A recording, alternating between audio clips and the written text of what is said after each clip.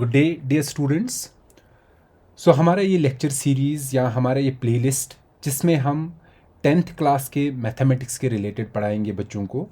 और हम एक्सरसाइज के साथ साथ मैथमेटिक्स के एक्सरसाइज के साथ साथ पहले बेसिक कंसेप्ट्स के रिलेटेड पढ़ेंगे और उन्हीं बेसिक कंसेप्ट्स को यूज़ करके हम फिर एक्सरसाइज के क्वेश्चंस करेंगे। इस लेक्चर सीरीज़ में हमारा एम होगा आपको समझाना सारे वो कंसेप्ट्स जो आपको यूज़ होंगे क्वेश्चंस को सॉल्व करने के लिए और 10th के मैथ को समझने के लिए।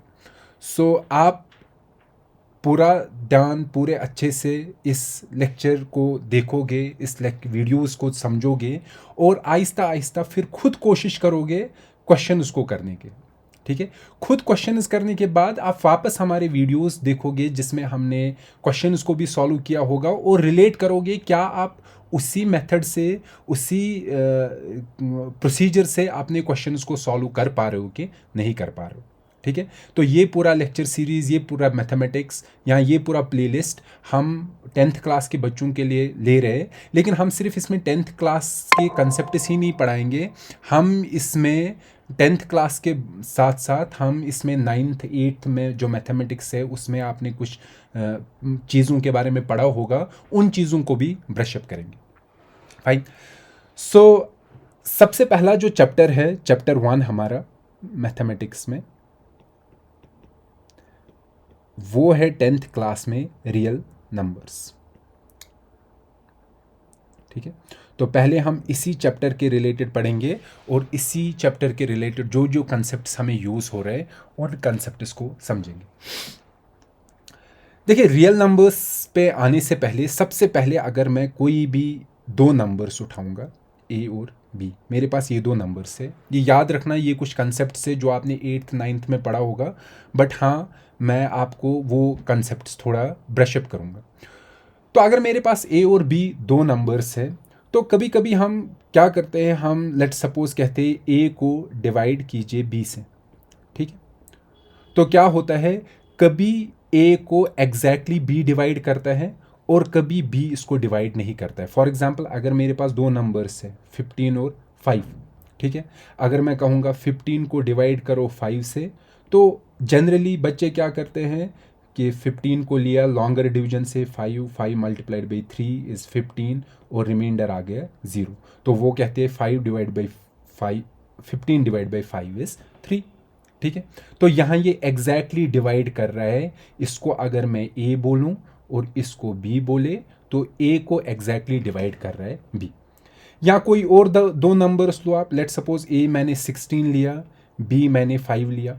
ठीक है, इसमें भी अगर मैं आपको बोलूँगा ए को डिवाइड करो बाई बी, तो आप क्या बोलोगे कि अगर मैं ए को डिवाइड करूँगा बी से तो हम वापस वही लॉन्ग डिवीजन वाला मेथड देखेंगे।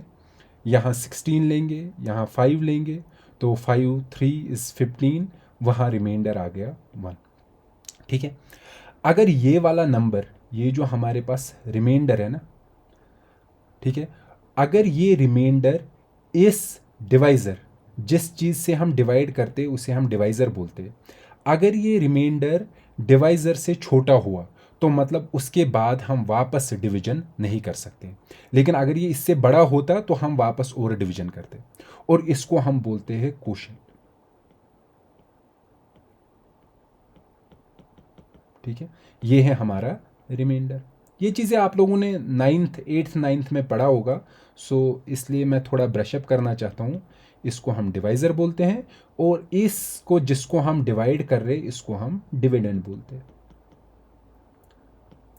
ठीक है, तो इसका मतलब आपको ये चीज़ समझ में आई होगी कि जब मैं ए को डिवाइड करता हूँ बी से तो हमें एक तो क्वोशंट मिलता है और रिमाइंडर मिलता है। ठीक है, ये दो नंबर्स मिलते हैं, क्वोशंट और रिमाइंडर। फॉर एग्जांपल, अगर ए हुआ 15, बी हुआ 5, तो उस केस में क्वोशंट है हमारा 3 और रिमाइंडर है हमारा 0। लेकिन अब अगर दूसरा केस है, लेट सपोज ए है 16, बी है हमारा 5, तो उस केस में हमारा क्वोशंट है 3, ठीक है, और हमारा रिमाइंडर है 1। ठीक, ये चीज़ें हम लोगों को पता है। ठीक है, और एक चीज़, अगर मैंने दो नंबर्स को, मेरे पास दो नंबर्स है ए और बी, मैंने ए को डिवाइड किया बी से, अगर ए को डिवाइड बी से करने के बाद हमारा रिमाइंडर 0 आ गया, रिमाइंडर इज 0, तो हम बोलते हैं then we say that B divides A. और दूसरे तरीके से हम बोलते हैं B is a factor of A.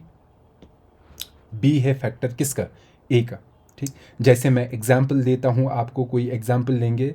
Let's suppose हमने ए का वैल्यू लिया 20, बी का वैल्यू लिया 4। अब मैं बोलूँगा आप मुझे बताओ whether B is a factor of A. तो आप क्या करोगे? फैक्टर देखने के लिए आपको सिंपली क्या करना है, आप सिंपली ए को डिवाइड करो बी से। ठीक है, बी हमारा 4 है, तो 4 × 5 हो गया 20, और रिमाइंडर क्या आ गया? 0। जब भी रिमाइंडर 0 आएगा तब हम कहेंगे 4 is a factor of 20। So we can say 4 is a factor of 20, और वी कैन राइट 4 डिवाइड्स 20। ठीक है, तो अब बच्चों ने, आप लोगों ने क्या समझा कि अगर हमारे पास दो नंबर्स है ए और ए एंड बी, ठीक है, और अगर मैं ए को डिवाइड कर रहा हूं बी से, और ए को बी से डिवाइड करने के बाद अगर रिमाइंडर आया 0, तो हम क्या बोलते हैं? Then we say B divides A, और B is a factor of A. और अगर रिमाइंडर 0 नहीं आया, remainder is not equal to 0, ठीक है, तो हम बोलेंगे A B does not divide A, और B is not a factor of A. ठीक है, तो अब अगर मैंने आपको कभी मतलब बोल दिया बच्चों ये एक नंबर है, लेट सपोज ए एक नंबर है 16, फाइंड इट्स फैक्टर्स, मैं कहूँगा फाइंड इट्स फैक्टर्स, तो आप क्या करोगे? आपको क्या करना है? मुझे इसके फैक्टर्स निकालने हैं। फैक्टर्स क्या होते हैं? वो नंबर्स जो इसको डिवाइड करें। जैसे मैंने अभी बोला, अगर रिमाइंडर 0 आया ए को बी से डिवाइड करने पे, तो बी फैक्टर है किसका? ए का। तो जब मैं बोल रहा हूं आपको ए के फैक्टर्स निकालने हैं, तो इसका मतलब आपको वो नंबर्स निकालने हैं जिनसे ए को मैं डिवाइड कर पाऊं। डिवाइड कर पाऊं मतलब डिवाइड करने के बाद रिमाइंडर 0 आना चाहिए।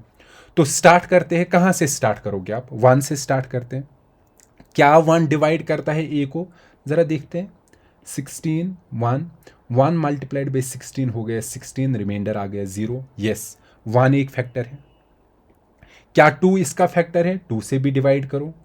2 मल्टीप्लाइड बाई 8 इज 16, रिमाइंडर आ गया 0। हाँ, 2 भी फैक्टर है। 3 से करो, तो अगर हम 3 से करेंगे 3 5 हो गया 15, रिमाइंडर आ गया 1। नहीं, रिमाइंडर 0 नहीं है, 3 फैक्टर नहीं है। वैसे ही 4 से करो, 4 भी फैक्टर आएगा। 5 फैक्टर नहीं है, 6 फैक्टर नहीं है, 7 फैक्टर नहीं है, 8 भी फैक्टर है। डैश डैश डैश आप चलते जाओ, 16 भी फैक्टर है। मतलब अगर मैं 16 को डिवाइड करूं 16 से, तो वहां क्या आएगा? रिमाइंडर 0। ठीक है, तो ये नंबर्स हैं जो फैक्टर्स है किसके? ए के। ठीक है, ये नंबर्स है जो एग्जैक्टली डिवाइड कर रहे हैं ए को। अब मैं आपको कोई और नंबर देता हूं। लेट सपोज मैंने आपको कोई नंबर दिया, कोई भी नंबर ले लो आप। लेट सपोज 34 दिया मैंने आपको। एक नंबर है 34, मैं कहूँगा इसके फैक्टर्स निकालो। तो कैसे निकालोगे? आप वही वापस देखोगे, 1 से स्टार्ट करोगे, कहोगे हाँ 1 डिवाइड कर रहा है, 2 भी डिवाइड कर रहा है, 3 नहीं कर रहा है, 4 नहीं कर रहा है, 5 नहीं कर रहा है, 6 7 8, आप ऐसे ही करते जाओ। इसके बाद आएगा 17 डिवाइड कर रहा है, 34 डिवाइड कर रहा है। ये 4 है फैक्टर्स किसके? ए के, जब ए है हमारा 34। ठीक है, तो आप लोगों ने देखा कि फैक्टर निकालना बहुत आसान है, बहुत सिंपल है। 1 से स्टार्ट करो और उस नंबर तक जाओ, देखो कौन कौन डिवाइड कर रहा है, वो उसके फैक्टर से। इस नंबर से ऊपर भी जा सकते हो। लेट सपोज कोई बोलेगा मैं देखूंगा 35 से क्या डिवाइड होगा। 35 से तो डिवाइड होगा ही नहीं, ये तो हम सबको पता है। अगर मैं लेट सपोज 34 को 35 से डिवाइड करूं तो ये तो बाय डिफ़ॉल्ट इससे छोटा है, ठीक है। तो यहाँ आएगा 0, 35 इंटू 0 आएगा 0, रिमाइंडर आएगा 34। आप और एक चीज़ याद रखना है, ये जो रिमाइंडर होता है हमारा, रिमाइंडर, ये हमेशा हमेशा इस डिवाइज़र से छोटा होता है, लेस होता है।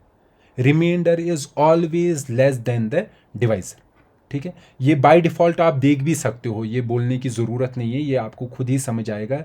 रिमाइंडर हमेशा डिवाइज़र से छोटा होता है, ठीक है। तो क्या मैंने बोला, रिमाइंडर हमेशा डिवाइज़र से छोटा होता है, ठीक है। और ये रिमाइंडर हमेशा या तो 0 होगा या 0 से ज़्यादा होगा। अगर रिमाइंडर 0 हुआ तो हम कहेंगे ये एग्जैक्टली डिवाइड कर रहा है, अगर रिमाइंडर 0 नहीं हुआ तो कहेंगे ये डिवाइड नहीं कर, ठीक है। यहाँ तक समझ आ गया आप बच्चों को? ये जो चीज़ें मैं पढ़ा रहा हूँ आपको, ये पूरा आपने 8th क्लास 9th क्लास में पढ़ा है। तो ये पहला जो हमारा लेक्चर है, ये सिर्फ उन चीज़ों को आपको ब्रशअप में कर रहा हूँ, ठीक है। आगे चले तो क्या देखा हमने अभी तक?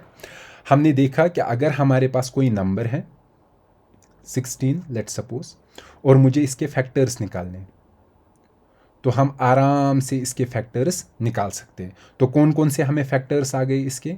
एक आ गया 1, एक आ गया 2, एक आ गया 4, एक आ गया 8, एक आ गया 16, ठीक है। एक चीज़ तो आपको याद रखना है, 1 और खुद नंबर इटसेल्फ, 1 और इटसेल्फ हमेशा फैक्टर्स होते हैं। फॉर एग्जाम्पल मैं आपको कोई नंबर देता हूँ a इज इक्वल टू 17, मैं बताऊँगा इसके फैक्टर्स निकालो। ज़रा पहले तो आपको पता होना चाहिए कि 2 फैक्टर तो है ही इसके, एक तो 1 भी डिवाइड करेगा और 17, और कोई है।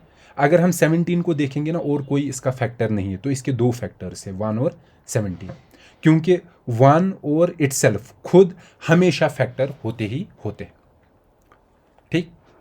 यहाँ तक आई होप आप लोगों को समझ में आ गया कि हम फैक्टर्स कैसे निकालते हैं। दूसरा तरीका भी है फैक्टर निकालने का। लेट सपोज आपके पास नंबर 16 है, आप क्या करो, इसके फैक्टर्स निकालने हैं ना, आप 2 से स्टार्ट करो इसको डिवाइड करना। 2 इंटू 8, तो मतलब 2 इसका फैक्टर है, क्योंकि 2 ने किसको डिवाइड किया? 8, मतलब 2 से हमने इसको डिवाइड किया 16 को।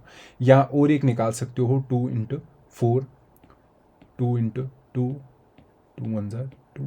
तो ये सारे इसके फैक्टर्स है, ये भी फैक्टर है, ये भी इसका फैक्टर मान सकते हो, ये भी फैक्टर है, ये भी फैक्टर है। तो यहाँ जो जो नंबर्स आ गए ना, यहाँ 16, 8, 4, 2, 1, ये सारे इसके फैक्टर्स, ठीक है।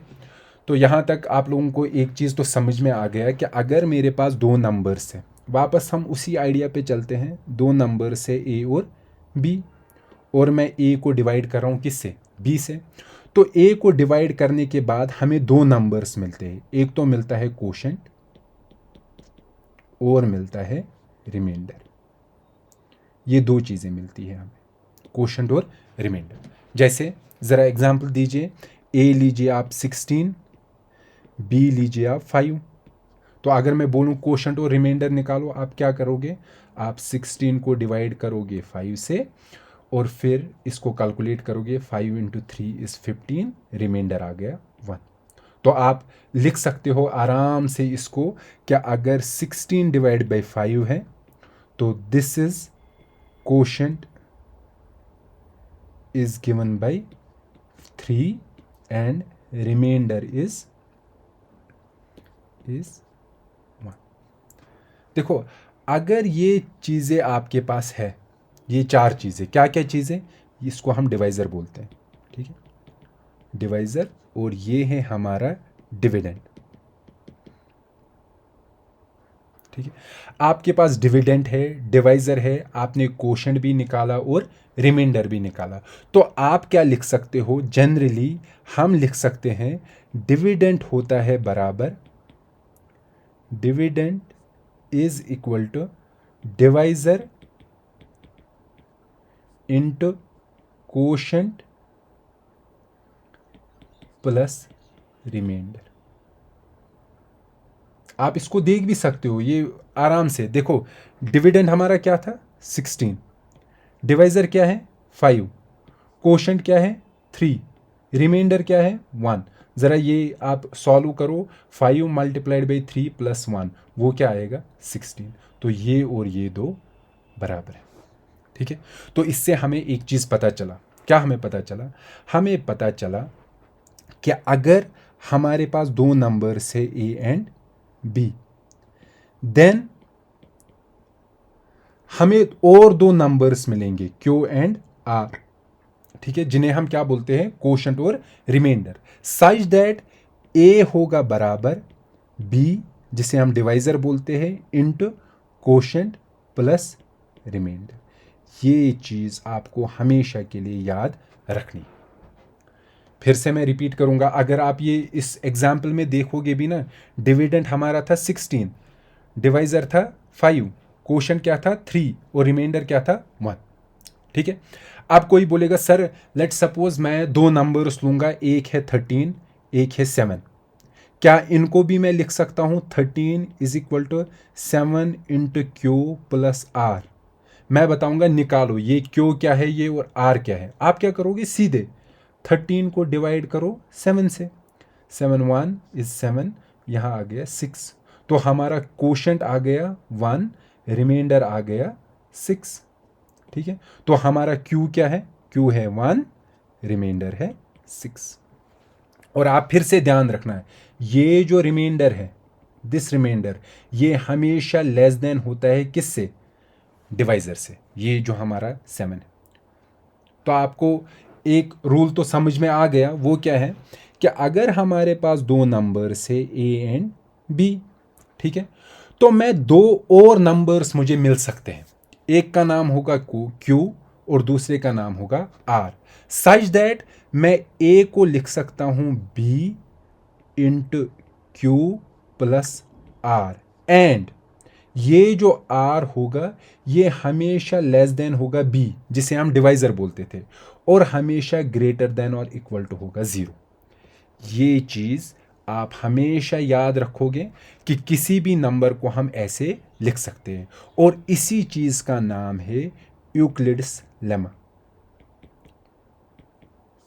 यूक्लिड्स लेमा, ठीक है। तो आपको यूक्लिड्स लेमा से अब क्या पता चला कि अगर मैंने आपको कभी भी बोला, अरे यूक्लिड्स लेमा से मैंने आपको दो नंबर्स दिए, एक नंबर दिया लेट्स सपोज 17 नहीं सॉरी 18 दिया, और दूसरा नंबर है 4, ठीक है, ये है मेरा ए, ये है मेरा बी, मैं बताऊंगा लिखो इसे इन यूक्लिड्स लेमा फॉर्मेट। तो आपको क्या लिखना है, A is equal to B into Q plus R. ठीक है, अब देखिए ए क्या है 18, बी क्या है 4 मल्टीप्लाइड बाय, अब क्यों निकालना है ना, क्यों मतलब क्या होता है कि इस ए को डिवाइड करो बी से। ज़रा यहाँ हम रफ में साइड में ए को डिवाइड करते हैं, ये क्या आएगा 4 इंटू 4 इज 16, रिमाइंडर आ गया 2। तो हमारा ये क्यू है और ये हमारा रिमाइंडर है मल्टीप्लाइड बाई 4 प्लस 2। ये आ गया हमारा यूक्लिड्स लेमा से नंबर। और जो हम अभी देखते थे, अगर if A B divides A, B divides A, तो हम तब क्या बोलते थे, ए बी डिवाइड्स ए, तब रिमाइंडर क्या निकलता है 0।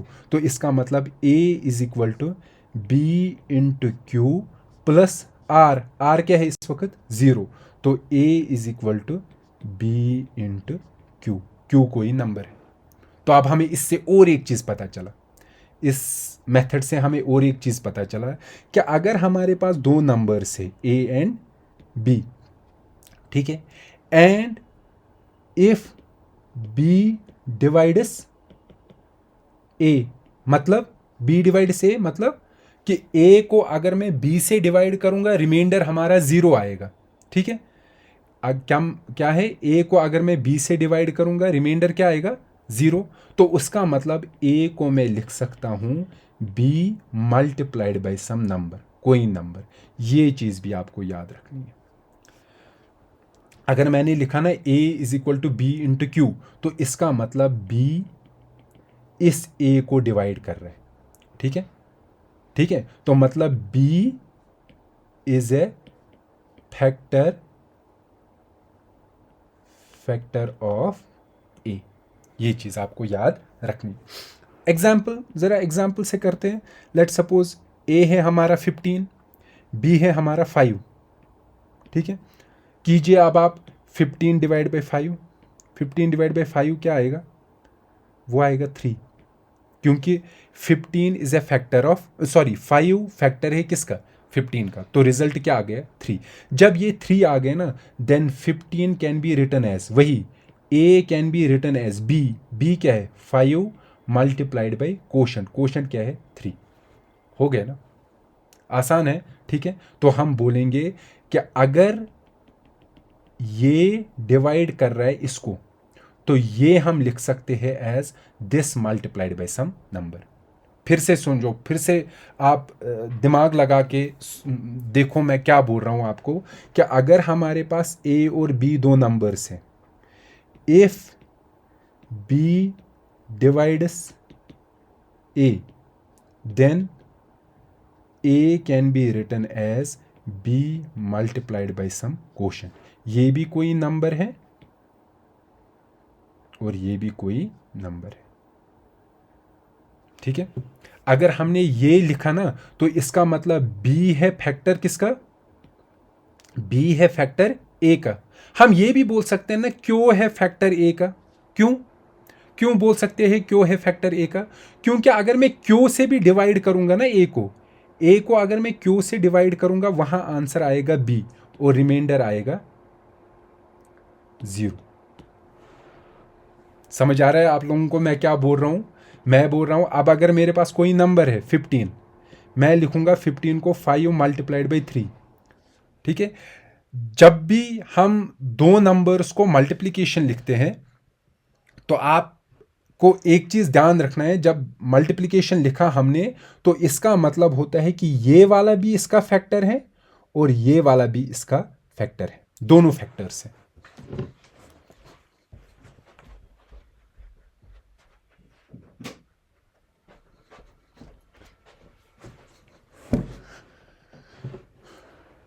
ठीक है, 5 भी इसका फैक्टर है और 3 भी इसका फैक्टर है, मतलब इससे भी डिवाइड होगा इसको और 5 से भी डिवाइड होगा। किसको? 15 को। ठीक है, समझ में आ रहा है? तो क्या आ गया और एक चीज आपको यहां मसला, मतलब क्या आ गया आपको? अगर a है, अगर मैंने इसको लिखा b इंटू सी इंटू डी, 3 नंबर्स का मल्टीप्लिकेशन, तो इसका मतलब ये भी इसका फैक्टर होगा, ये भी इसका फैक्टर होगा और ये भी इसका फैक्टर होगा। कैसे?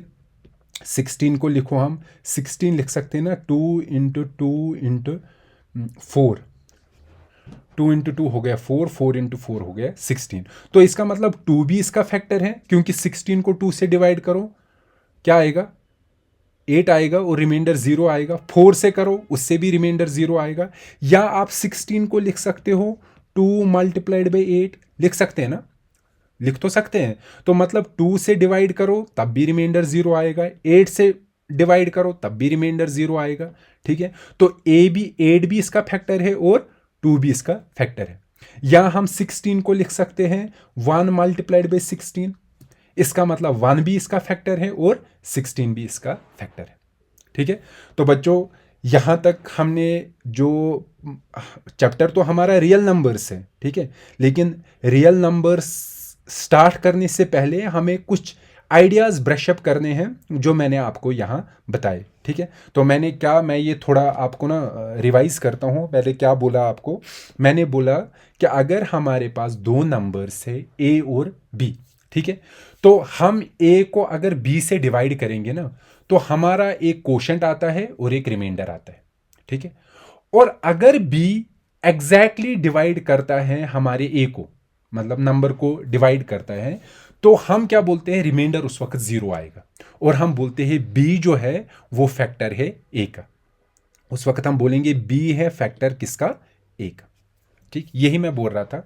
और मैंने कहा अब इसकी जनरल फॉर्मूला है। जनरल फॉर्मूला क्या है कि अगर हमारे पास इस तरीके से मैं यहाँ जहाँ हम लिख रहे थे, हाँ मैं कह रहा था अगर हमारे पास दो नंबर से A and B, then A can be written as B multiplied by Q plus R, where Q होता है कोशेंट और आर होता है रिमाइंडर, और ये आर हमेशा डिवाइजर से छोटा होता है और जीरो से ज़्यादा होता है, ठीक है। और इसी को हम यूक्लिड्स लेमा बोलते हैं। हम अभी कुछ टाइम के बाद या नेक्स्ट लेक्चर में देखेंगे इस यूक्लिड्स लेमा का यूज़ क्या है, इसका हम कहाँ यूज़ कर सकते हैं, ठीक है। ये यूक्लिड्स लेमा आप हमेशा के लिए याद रखोगे। और फिर मैंने इसके बाद आपको बोला कि अगर हमारा ये रिमाइंडर आर जो है ये ज़ीरो होगा, क्या होगा, ज़ीरो, तो मैंने कहा फिर हम लिख सकते हैं A is equal to B into Q.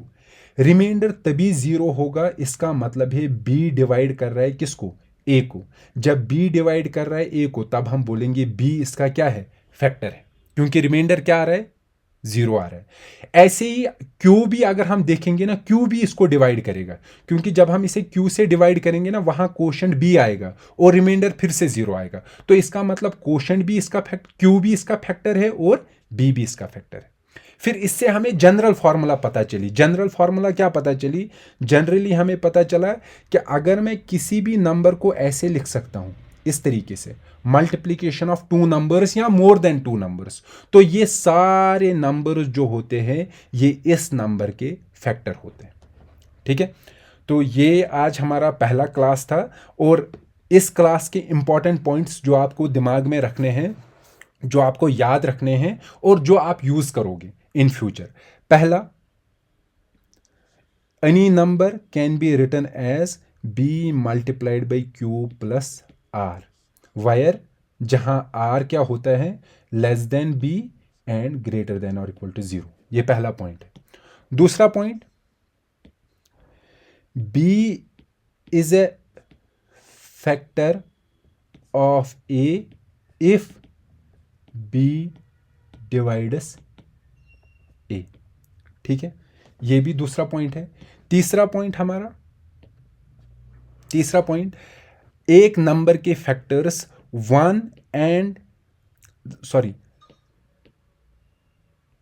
Every number जो भी नंबर है उसके हैज एटलीस्ट कम से कम टू फैक्टर्स, हर नंबर के कम से कम दो फैक्टर तो होते ही है, वन और खुद, बाकी भी होंगे लेकिन वन और खुद होता ही है, ठीक है। 1/4 one and number itself are always the factors, ठीक। ये और एक पॉइंट है जो आपको याद रखना है। और एक चीज़ जो आपको याद रखना है यहाँ पर वो है कि ये मैंने लिखा ना, every number has at least two factors, लेकिन एक नंबर ऐसा है जिसका एक ही फैक्टर है, सो वो नंबर है 1। 1 is the only number which has only one factor, जिसका सिर्फ एक फैक्टर है। वो कौन है, वो खुद 1 है, ठीक है। ये समझ में आया। और एक चीज आपको याद रखना है, 6th पॉइंट जो आपको याद रखना है, इफ ए नंबर, अगर कोई नंबर है, if A number has only two factors, सिर्फ दो फैक्टर है उसके, कौन से दो फैक्टर्स, 1 एंड इटसेल्फ, मतलब उसको डिवाइड करता है सिर्फ 1 और खुद अपना आप, वैसे नंबर को हम बोलते हैं प्राइम नंबर। तो आपको ये याद रखना है हमेशा के लिए, प्राइम नंबर क्या होता है। A prime number is a number जिसको कोई भी नंबर डिवाइड नहीं करता है एक्सेप्ट 1 और खुद अपना आप, ठीक है। एग्जाम्पल, लेट सपोज 2 है, इसको कौन डिवाइड करता है, इसके सिर्फ दो फैक्टर्स है, एक है 1 और खुद इटसेल्फ और कोई नहीं। 3 है, इसका भी है 1 और 3 इटसेल्फ।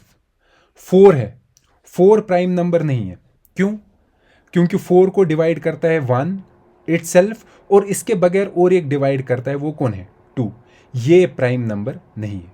जो नंबर प्राइम नंबर नहीं होगा उस नंबर को हम बोलते हैं कंपोजिट नंबर। तो आप बच्चों ध्यान रखो, आप दो नंबर्स हमने पढ़े, प्राइम नंबर और कंपोजिट नंबर। तो प्राइम नंबर क्या होता है? वो नंबर जिसके दो फैक्टर्स होते हैं। जरा अब मैं आपको एक क्वेश्चन पूछूंगा, क्या वन प्राइम नंबर है? वन डेफिनेशन देखो आप, प्राइम नंबर का डेफिनेशन क्या है? प्राइम नंबर की डेफिनेशन है वो नंबर जिसके दो फैक्टर्स है, लेकिन वन के कितने फैक्टर होते हैं? सिर्फ एक, और वो है वन। तो वन हमारा प्राइम नंबर नहीं है, ठीक है। क्या वन कंपोजिट नंबर है? नहीं। कंपोजिट नंबर कौन सा होता है? Which has more than two factors, लेकिन उसके तो दो से ज्यादा फैक्टर भी नहीं है। तो वन हमारा एक स्पेशल नंबर है, ठीक है ना, वन स्पेशल नंबर है, ठीक, ये आपको याद रखना है। मुझे और प्राइम नंबर्स की एग्जांपल दो। 17 ये भी प्राइम नंबर है, या 5 ये भी प्राइम नंबर है। एक चीज आपको याद रखनी है यहां, 7th point, 2 is the only even prime number. 2 सिर्फ खाली वो नंबर है, वो इवन नंबर है जो प्राइम है। बाकी जितने भी इवन नंबर्स है ना, आप कोई भी इवन नंबर लो, इवन नंबर होता क्या है? जिसको दो इक्वल पार्ट्स में डिवाइड करे। फॉर एग्जांपल 4, 6, 8, 10, ये सारे इवन नंबर्स कंपोजिट नंबर्स होते हैं। सिर्फ एक इवन नंबर है जो प्राइम नंबर है, और वो है 2, ठीक है, समझ आया? तो अगर मैं आपको कभी बोलूंगा भी, या एग्जाम में आपको आएगा which is the least prime number, सबसे छोटा प्राइम नंबर कौन सा है? 2। इवन प्राइम नंबर कौन सा है? 2। लीस्ट ऑड प्राइम नंबर कौन सा है? वो ऑड है 3। 3 इज द लीस्ट और स्मॉलेस्ट ऑड प्राइम नंबर।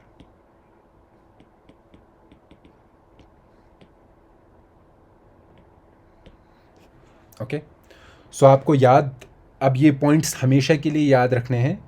ए को हम लिख सकते हैं b into Q plus R, where R is less than b, जिससे हम यूक्लिड्स लेमा बोलते हैं, ठीक है। और दूसरा, b is a factor of a if b divides a, ठीक है। Every number has at least 2 factors, कम से कम 2 नंबर उसको डिवाइड करते हैं, 1 और इटसेल्फ, ठीक है। और 1 is the only number which has only 1 factor. 1 एक ऐसा नंबर है जिसका सिर्फ एक ही फैक्टर है, उसको सिर्फ खुद अपना आप डिवाइड करता है। और दो चीज़ें हमने पढ़ी, प्राइम नंबर और कंपोजिट नंबर। प्राइम नंबर वो नंबर होता है जिसके सिर्फ 2 फैक्टर्स होते हैं, 1 और इटसेल्फ, उसका कोई और फैक्टर नहीं है, मतलब उसको कोई और डिवाइड नहीं करता है, ठीक है। और कंपोजिट नंबर वो है जिसको बहुत सारे फैक्टर्स होते हैं, मतलब 2 से ज़्यादा फैक्टर्स होते हैं, ठीक है। मतलब उसको 1 और इटसेल्फ के बगैर कोई और भी डिवाइड करता है, मतलब डिवाइड करता है, मतलब रिमाइंडर वहाँ 0 आता है, ठीक है। और मैंने कहा सारे इवन प्राइम नंबर्स जो है वो हमारे इवन नंबर्स होते हैं, वो हमारे कंपोजिट नंबर्स होते हैं, एक्सेप्ट 2 के बगैर सारे इवन नंबर्स जो है वो कंपोजिट है। क्यों?